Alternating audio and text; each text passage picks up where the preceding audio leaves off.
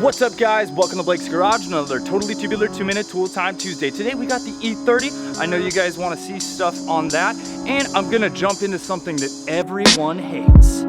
Wiring and troubleshooting wiring. Everybody always goes, oh my God, what am I gonna do? So what we're gonna talk about today is a totally tubular 2-minute tool time tool, a voltmeter, that's right, a multimeter, and I'm gonna show you a couple simple ways to diagnose circuits, and let's jump right in.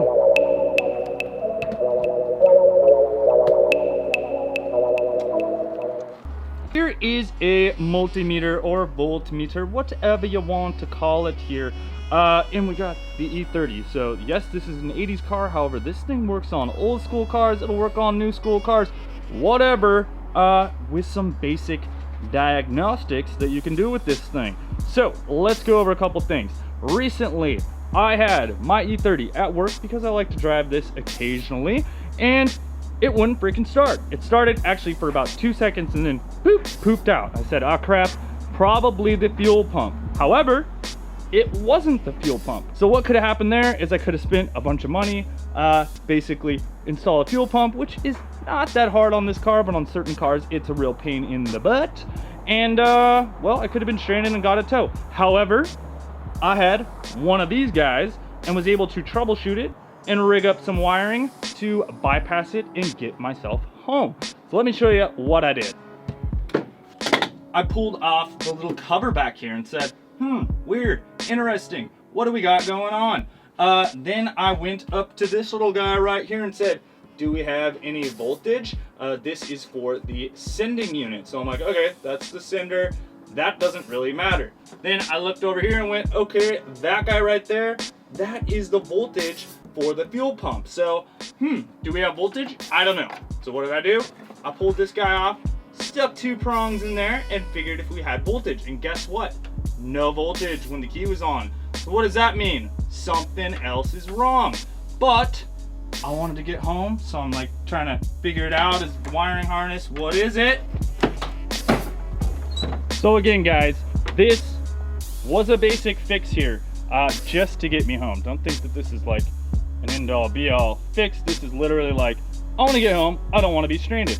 So if you have a voltmeter in your trunk, you can do the first thing, which is checking your fuses. We are going to check the ohms on this to see if it has a short or, you know, a little beeper. So a lot of time these things will have a beeper on it, a piezo, to where if you short your 2 terminals, you'll get a little short beep piezo button. Also, depending on your voltmeter, it'll have different ranges. So like for instance, you see the little M next to the ohm sign, that's mega ohms. You see that, that's ohms, and then you'll have kilo ohms. So yeah, that's K. When you put it together and you short it out, you should have 0.0 or something pretty dang close to that, which is showing a direct short. Now, if it varies around, like if it's picking up your skin or something like that, you can have a mega ohm ground or a mega ohm short, which is like here you see 1.2 mega ohms, which is up the scale. That means it is less of a short. First thing you'd want to check is, you know, to make sure you haven't blown a fuse. On this car, you would just look it up online, see if you can't figure it out, and figure out what fuse it is. However, an easy way to do it is just put the little buzzer on, and you just go to each side of the fuse and make sure each side beeps. If it's beeping, you know that the fuse is good. Good. Every time we do that, we're having a short. So we know that all these fuses are good. Now, from there, I went, oh crap, fuses are good. So that's an easy one. Then you're gonna wanna figure out voltage. So how do you do voltage? On most meters, you're gonna have AC and DC voltage. On a car, you're gonna run, well, DC voltage. Chassis is usually ground, which is negative, and positive is usually floating around in there wherever on your fuses and stuff like that. So on relays, they will actually need to be supplied with the positive and a negative and a load side, which is what it's controlling. So like for high output, I looked here and I said, well, that's the fuel pump one right there, and this is another one, I forget what this is, like a fan or something like that. So now I want to explain to you relays, and I'll show you how to troubleshoot these.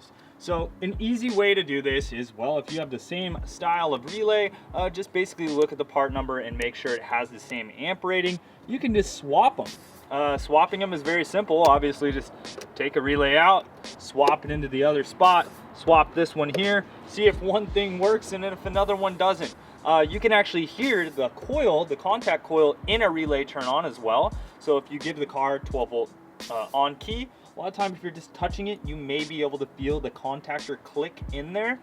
What a relay consists of is you have like a little coil in this guy on one side, and then you have a contactor on the other. When that coil gets 12 volts DC power, basically it lights that up and closes a little contactor. That contactor is rated for a certain amp load.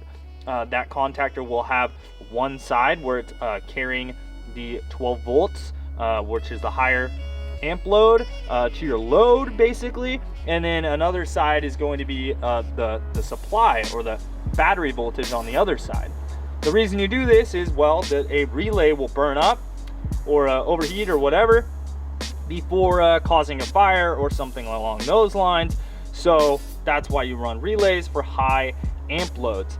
You can overheat wires if you don't run a relay, so that is one reason you do it. So you can see this one right here says 86, 85, 30, and 87. So look this up online, but I'll go over it real quick. 30, that's your battery, that's your 12 volt in. That is where you're taking your battery. This is your source. This other side over here is going to be your accessories. So say maybe it's your fuel pump, say it's, you know, something else, some lights or something like that.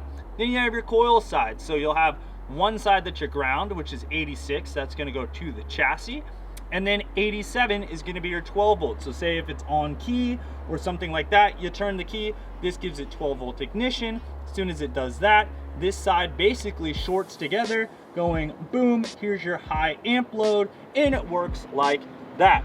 Now, if I didn't explain that in layman's terms, I'm sorry, that's about as easily as I can explain it, but that's how you do it.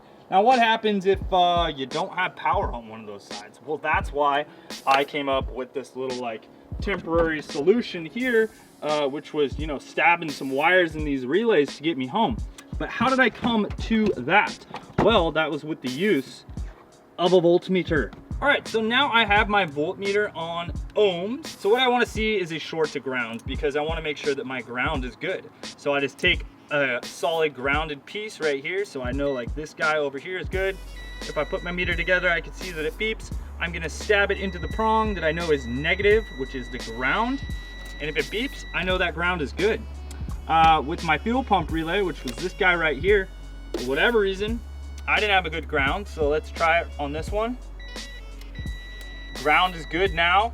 The other day, like I said, I did not have a good ground, so weird. Maybe the wire fixed itself by jiggling around, which isn't necessarily a good thing, but seems like it did it. So chances are, if I wire it back up, it'll work, but that's kind of one of those things of like, why? So if you guys have had problems with fuel pump wiring or something like that, let me know. You know, if it's a certain like spot that could be messed up in here, more than likely. But if not, I may just have to run a fresh set of wires or something over here and trace them back. But I thought I would give you guys a general breakdown of this tool. It is a very cool, totally tubular, 2-minute tool time tool. I like the Klein stuff. This is just electrical grade, your like Home Depot style one. You can get away with the freebies though over there at, you know, Harbor Freight or whatever. Fluke is also a very good brand, but they are also very expensive. So if you're just looking to spend a couple bucks, boom. This one's, I think, right around $30 to $50. I'll link a few down below, but I hope that helped. Yeah, let me know, guys. Did that make sense? Do you get it? You understand kind of what I was doing there, or was it like just craziness? I don't know.